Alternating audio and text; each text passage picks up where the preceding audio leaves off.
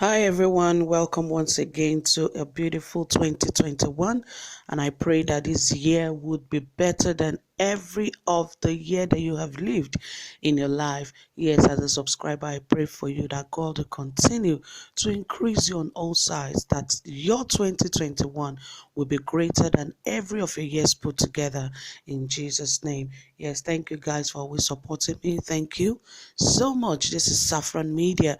We're here to give you the most trending, exciting, reliable, and authentic happenings in the world of politics in Nigeria and so many others. Please ensure that you have subscribed to this channel if you have not, and also please give this video a thumbs up and turn on the notification bell beside the subscribe button. Yes, guys, and always ensure you also help us share our videos. Okay, guys, right here, we give you the most trending and hot, sizzling happenings in Nigeria. And right here, President Muhammadu Buhari has actually put the blame on this, saying that this is what is actually causing Nigeria to have a setback and making Nigeria be in this critical point. What exactly is that? Is it that he wants to put blame on people again because this administration is really fond of doing that? But let's find out really how or what he meant by putting the blame on this, saying that it is a cause of setback and also is making Nigeria stand on a critical point. Okay, guys, without further ado, let us get into the details of this report. But please ensure you have hit the like button and also subscribe to this channel.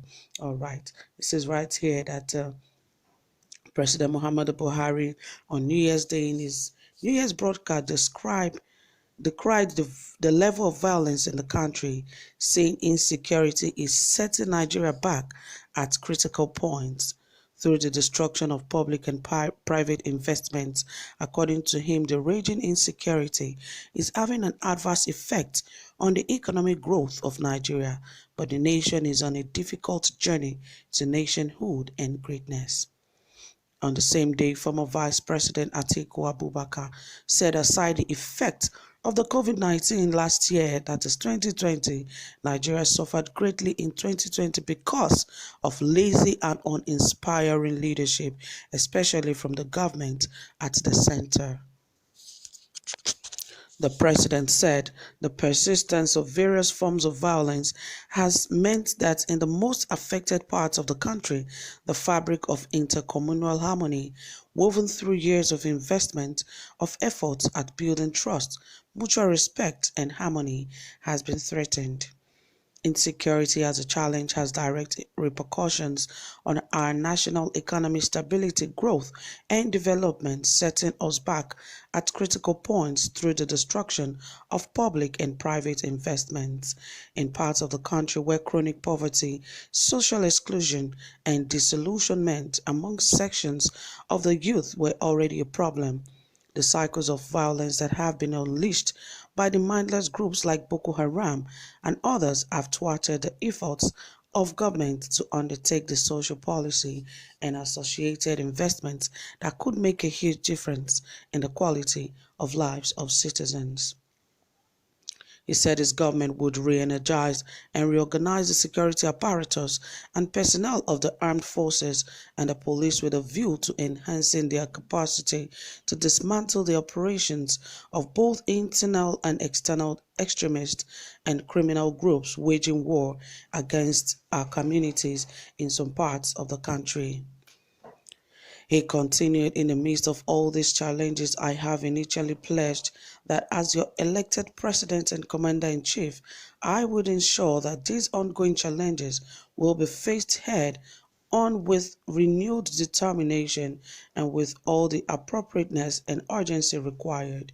Your voices have been heard, and we would continue to listen to you and all the key stakeholders who are committed to the unity of Nigeria to ensure that every region of the nation is safe for us all, while guaranteeing that the future is also secure for coming generation.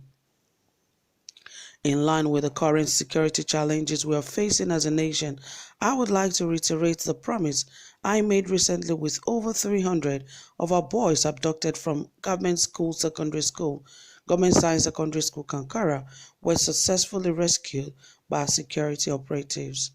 However, we recognize that we rapidly have to move to a more proactive and preemptive posture to ensure that these sorts of traumatic incidents do not become a norm.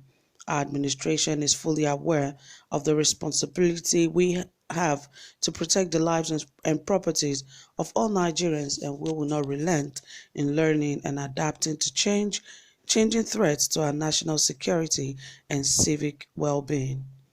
Speaking on his agenda for the economy, the president said, of course, is on revamping the economy through the national economy diversification agenda that supports the primary goal of national food self-sufficiency. This has helped reduce the growing food-related inflationary figures and have in considerable measure positively impacted our food security status during the long month of the pandemic lockdown. We are also currently rebuilding our national infrastructure base and in the process introducing transformation through the rehabilitation, modernization, and expansion of the railway system, national roads and bridges both in rural and urban centers, alongside the airports and seaports. The reforms we have put in place in the power sector would guarantee increased efficiency in our drive to significantly expand the generation and distribution of electricity for use in homes and factories. As an administration, we are currently undertaking a series of special interventions designed to boost job creation and support the entrepreneurial drive of youth. With the recent opening of our borders, we expect that the pent-up demand of legitimate cross-border and international trade will boost the fortunes of the many small businesses and agricultural enterprises that depend on Nigerians' trade and commerce.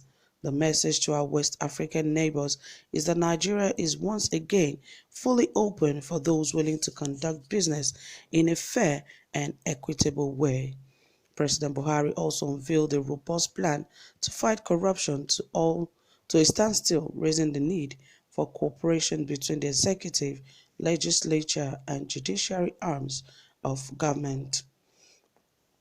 Well, that was from the president, hoping that all that he actually spoke about on New Year's Day, he would actually, because it would actually, make it come to materialization. Because really, over time, he has only spoken, but no action have actually been made. Even when the NSAS issue came up, he said, yes, we are going to handle the situation. But even up till now, we're still yet to see some of those actions being taken. Well, that is it, guys. Thank you so much for listening. Whatever you have to say, please drop it in the comments section. And don't forget to give this video a thumbs up. Do have a pleasant time. Bye for now.